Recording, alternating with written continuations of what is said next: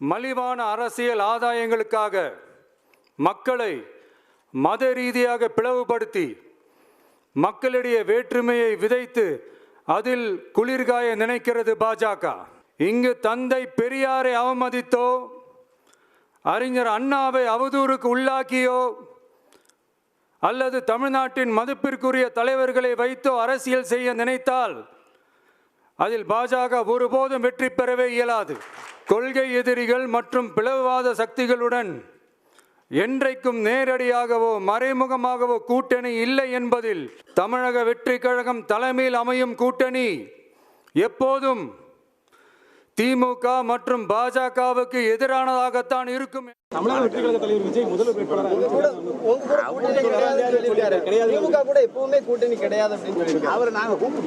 திமுக பாஜக ஆகிய இரண்டு கட்சிகளை மட்டுமே கொள்கை எதிரிகள் என்று அவர் அழுத்தமாக சொல்லியிருக்கிறார். ஆனால் அதிமுகவை பற்றி எதுவும் சொல்லவில்லை. விமர்சனமாக சில கருத்துக்களை சொன்னாலும் கூட அதிமுகவும் எங்கள் எதிரிதான், அதாவது கொள்கை பகைதான் என்று அறுதியிட்டு அவர் சொல்லவில்லை. அங்கே ஒரு கேள்வி எழுகிறது. ஆகவே திமுகவை ஆளுங்கட்சி என்கிற முறையிலே எதிர்க்கிறார், பாஜகவை தமிழர்களுக்கு விரோதமான கட்சி என்கிற அடிப்படையிலே எதிர்க்கிறார் என்று நாம் புரிந்து கொண்டாலும் அதிமுகவை தோழமை கட்சியாக பார்க்கிறாரா என்ற கேள்வியும் எழுகிறது. அதற்கு அவர்தான் விடை சொல்ல வேண்டும்.